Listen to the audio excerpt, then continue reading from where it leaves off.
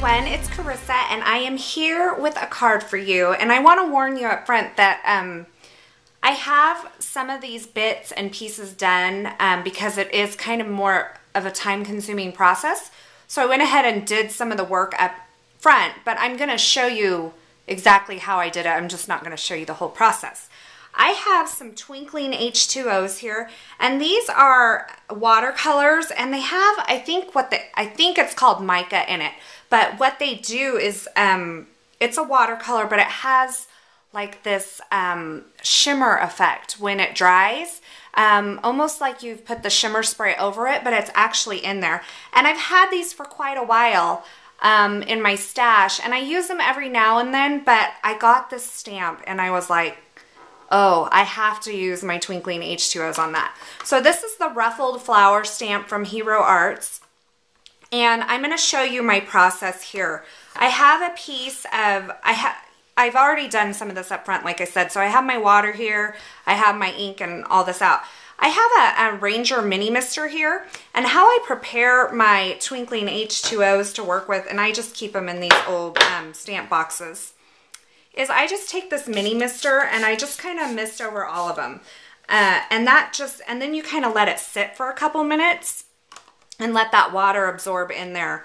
I've already been using mine, and this is the color I'm going to use. I guess I could just take it out. This is called Purple Sage. So I'm going to take that one out, and I'll set those aside. And then I'm going to ink up my stamp here.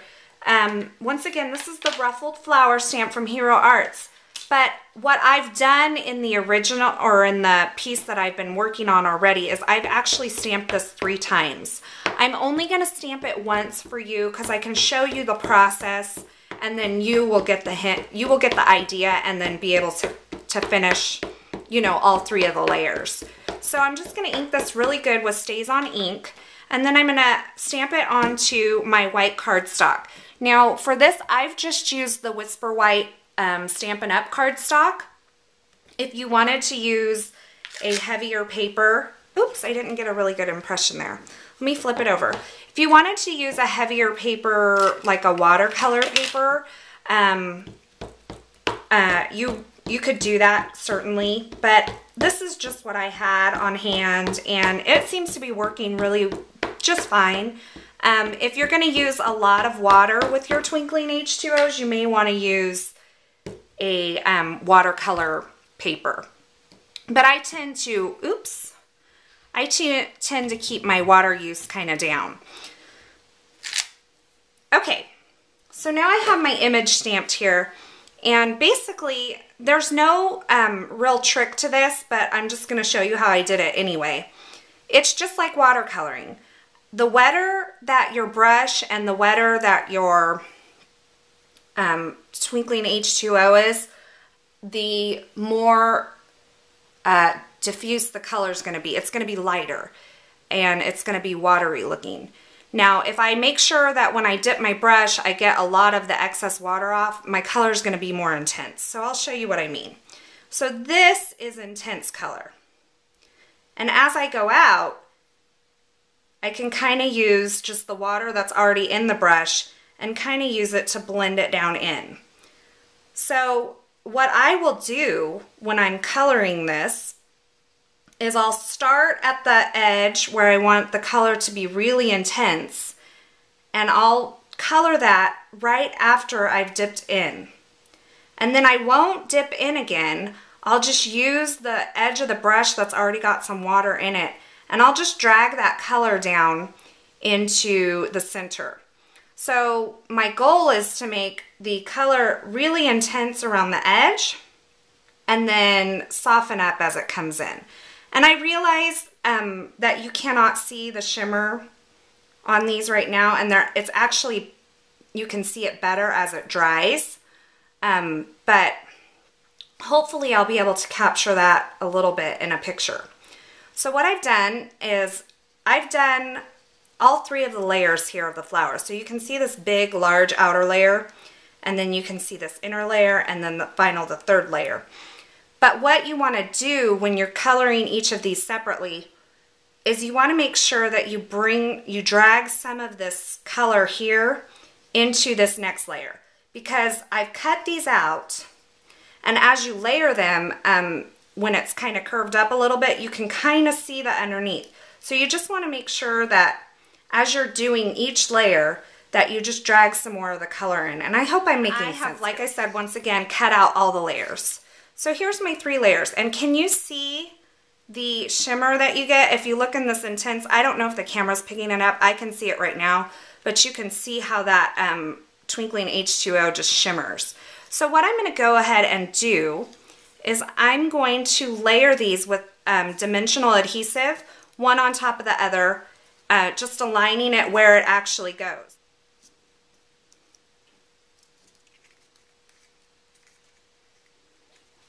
Okay, so I have my flower put together here, and like I said, because this is not a watercolor paper, it did curl. But I was okay with that because I wanted the flower to kind of come to life, and flowers are not flat. So I knew ahead of time that the paper would curl, and I was fine with that. But you can see what I was talking about. When these kind of edges curl up, even though it's lined up, you can kind of see a little peak under there. So you want to make sure that that color's just kind of drug into the next layer.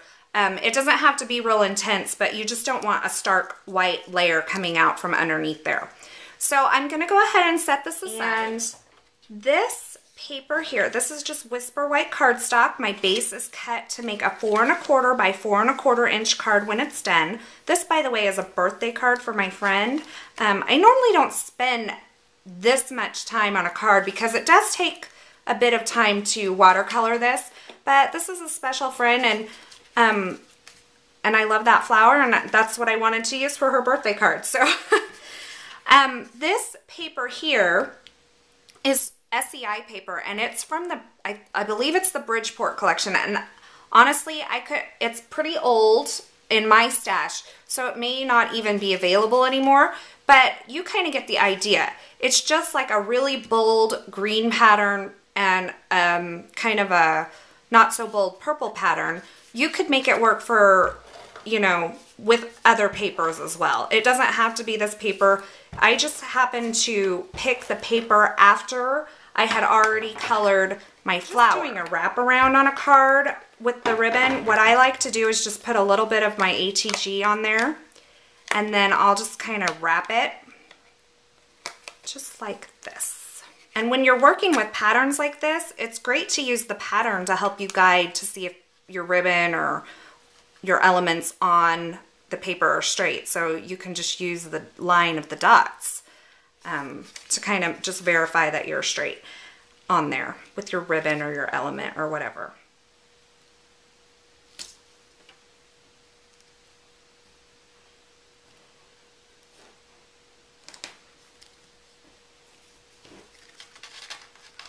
Okay, this is going to go there, and then I have this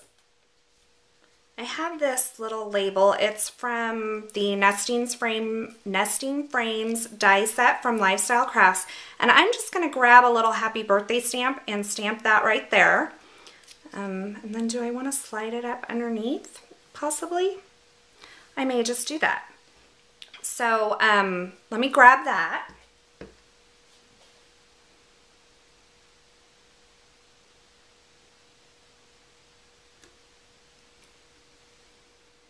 Okay, so I'm going to go ahead and put some adhesive on this and slip it behind that ribbon. And how I'll do that, I'll just push that up, make sure that I'm not really pushing down hard on that piece until I've got it where I want it under the ribbon. Okay, so when I get it where I want it, then I'm going to go ahead and push it down. And then this is just going to go right on there like that. Now, when I put this on here, if I put it like this, it's going to cover my sentiment. So I want to make sure that it's where the break and the petals are. That's down here. And I think because I am going to hand deliver this card tonight, I think what I'll do is just go ahead and put it on dimensionals as well. I'm not worried about postage. If you wanted a little flatter thing, then you could just use a glue dot or some adhesive on that as well. So there's that, and I just have one last little touch that I'd like to add to this card. I'm going to bring my paper towel back in here. This is a pearl pen, and this is actually the first time I have ever used this on a project. I just bought them last week, and I have not even played since last week because I've been so busy. But they make like little dots.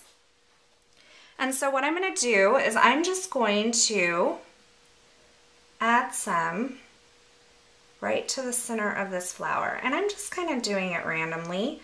I'm not trying to necessarily go on the dots that are already in the center of the flower. You can't really see that there probably on the camera because there's not a whole lot of, you know, contrast there. But in person, I think it just adds that one last little extra special touch that really just sets it apart. So there is my card for today. I hope you enjoyed it, and I hope you have a wonderful day. Thanks for watching.